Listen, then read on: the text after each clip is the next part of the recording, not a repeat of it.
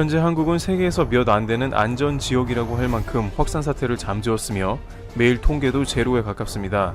그런데 한국인이지만 다른 나라에 살고 있는 사람들은 한국만큼 안전하지 않을 뿐만 아니라 아시안이기 때문에 때로는 의도치 않은 일에 휘말린다는 뉴스가 들려옵니다.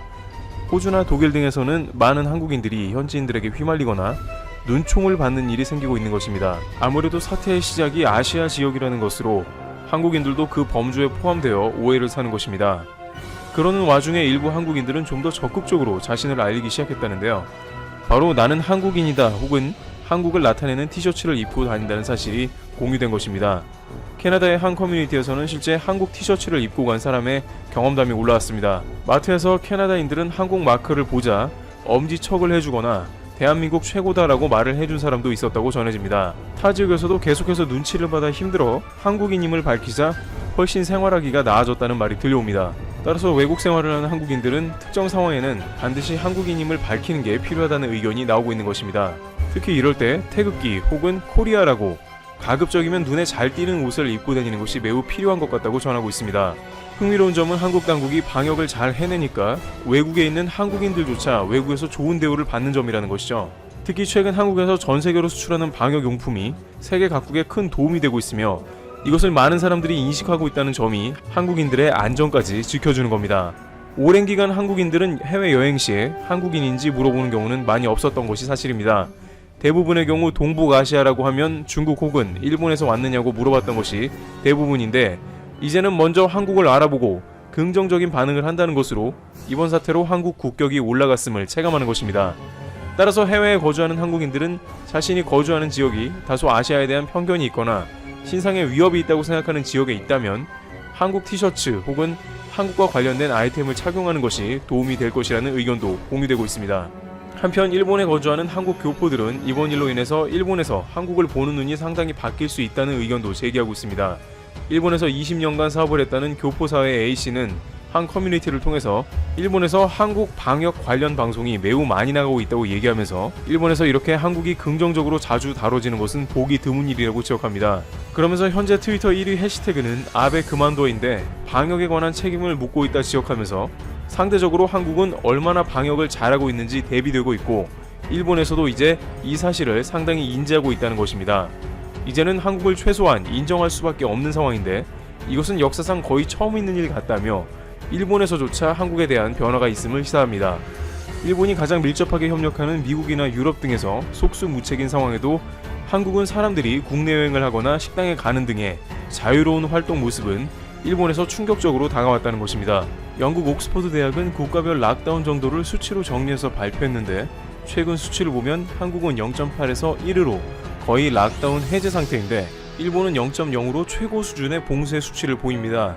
이것은 세계에서 가장 봉쇄가 심한 인도와 같은 0.0으로 한국과는 정반대인 상황을 보이고 있는 것입니다.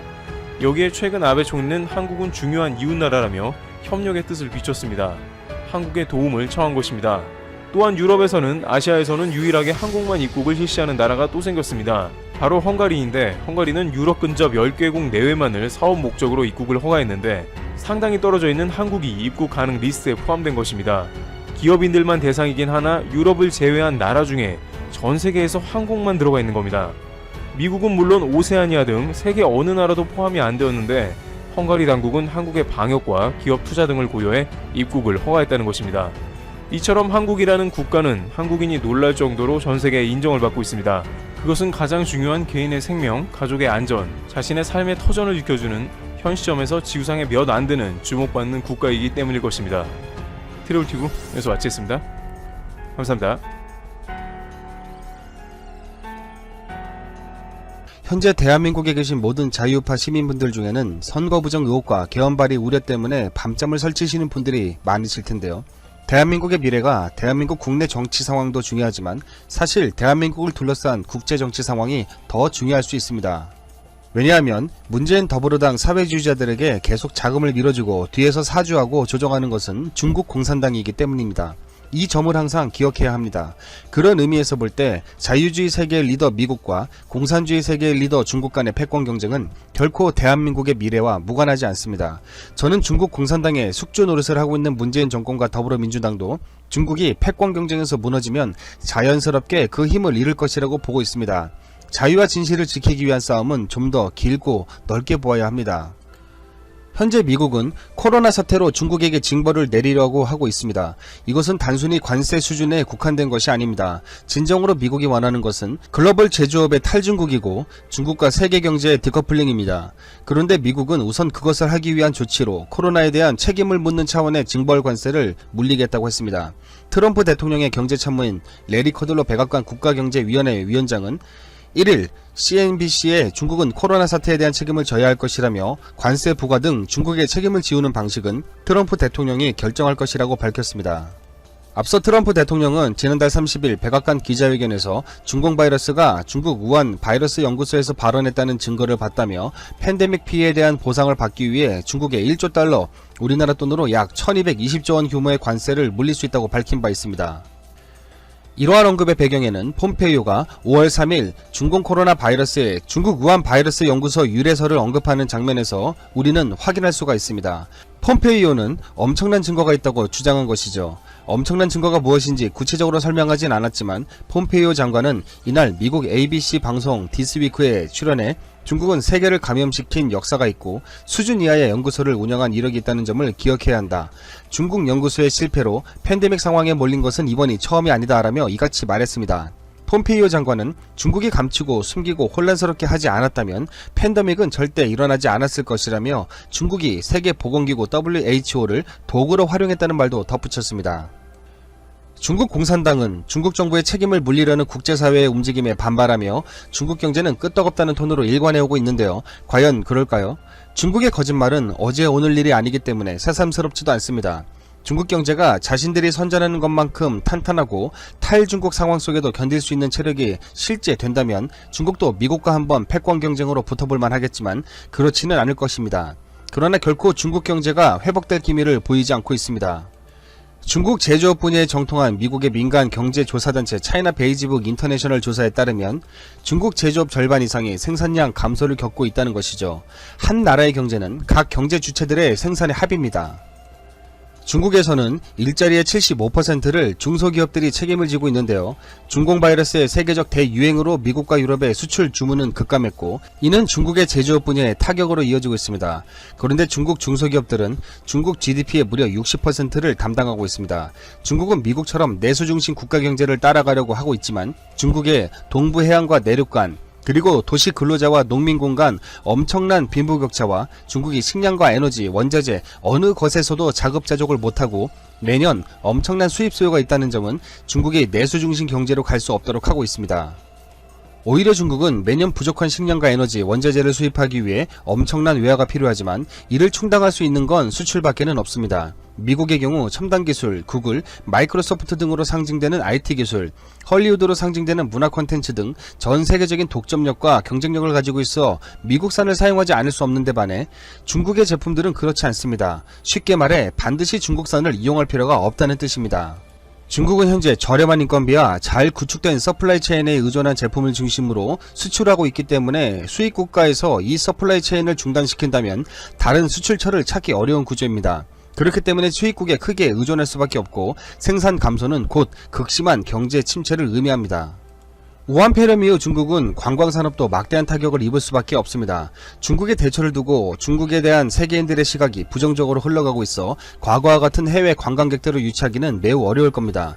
내국인 관광은 경기가 좋아야 하는데 수출 경기에 의존하는 중국에 탈중국이 심화될수록 일자리를 잃는 사람들이 늘어나게 되고 소비 경기는 더욱 얼어붙을 수밖에 없습니다. 중국은 어떻게든 줄어든 수요를 늘리고 내수 경제를 살리려고 안간힘을 쓰고 있지만 미국은 물론 영국, 프랑스, 독일, 호주, 인도 등 코로나 책임론이 전 세계적으로 확산되고 있어 이를 피해갈 방도가 없습니다. 심지어 중국은 호주에게는 경제보복 카드를 꺼내들었는데 호주 총리가 미국과 유럽 주요 국가 정상들과의 통화에서 코로나 발원에 대한 국제조사를 지지한다는 소식을 듣고 호주산 소고기와 와인 수입을 중단할 수 있다며 협박에 나섰는데 이는 중국 자신의 처지가 어떤지 착각해도 한참을 착각한 처사입니다. 중국이 이렇게 대처할수록 더욱 스스로 무덤에 들어가는 꼴입니다. 이제 이와 같이 중국에서 철수하겠다고 나서는 기업들의 숫자가 증가하는 속도는 마치 코로나가 전 세계에 확산되는 속도처럼 가팔라지게 될 것입니다. 그동안 전 세계 수많은 기업들의 막대한 투자로 유지됐던 위안화의 가치는 더 이상 과거의 수준처럼 지켜내기가 버겁게 될 것이 분명합니다.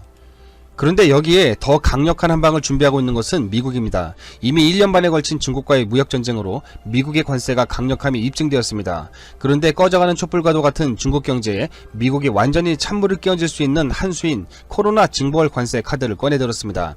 제가 왜 제목에 영원히 회복될 수 없는 중국 경제라고 했는지 느낌이 팍팍 다가오지 않으십니까? 혹시라도 중국 경제를 믿고 투자를 베팅하려는 분이 있다면 두 번 더 숙고해보시기를 권해드립니다. 중국과 세계 경제 디커플링, 즉 탈종조화는 이제 시작됐습니다. 이제 그 속도가 얼마나 빠를 것이냐의 문제만 남았습니다. 중국의 최선의 선택은 국제사회의 요구를 전적으로 수용하고 현상을 유지하는 것이지만 중국 공산당의 욕심과 오만은 끝이 없기 때문에 계속 스스로 무덤을 파는 결정을 반복하게 될 것입니다. 그럼 여기까지 방송을 마치도록 하겠습니다. 시청해 주셔서 감사합니다. 구독과 좋아요 알람 버튼 광고 시청은 영상 제작에 큰 힘이 됩니다. 또한 계좌 자일구독료 및 회원가입으로 후원해주시면 진자유TV가 더 많은 활동을 할 수 있습니다. 많은 관심 부탁드립니다. 미국 하원 외교위원회에서 북한 문제를 논의하기 위한 원격 회의가 비공개로 개최됐습니다. 의원들은 최근 일각에서 제기됐던 북한 김정은 위원장의 건강 이상설을 계기로 미국이 북한 지도부 내 급변 사태에 대비한 계획을 마련해야 한다고 밝혔습니다. 첫 소식 이조은 기자가 보도합니다. 신종 코로나 바이러스 사태로 개원이 늦춰지고 있는 미국 하원에서 지난 5일 북한 문제를 논의하기 위한 긴급 비공개 원격 회의가 열렸습니다. 하원 외교위 아시아태평양 비확산 소위원회가 개최한 이날 회의는 최근 제기됐었던 북한 김정은 위원장의 건강 이상설을 계기로 의회 차원에서 관련 현황과 미국의 정책을 점검하기 위한 것이었습니다. 회의에는 미국 전략국제문제연구소 CSIS의 빅터 차 한국석자와 수미테리 한국석자, 브루킹스 연구소의 정박 한국석자와 브루스 클링너 헤리티지 재단 선임연구원이 참여했습니다. 의원들은 이 자리에서 북한 지도부 내 급변 사태에 대비한 미국의 계획 마련이 시급하다는데 의견을 모은 것으로 전해졌습니다. 소위원장인 민주당의 아미베라 의원은 명확한 계획 없이 북한과 영내 전체에 걸쳐 발생할 수 있는 불안정성을 생각하는 건 두려운 일이라면서 동맹 강화와 영내 국가들과의 대화 유지를 강조했다고 의원실 측이 전했습니다.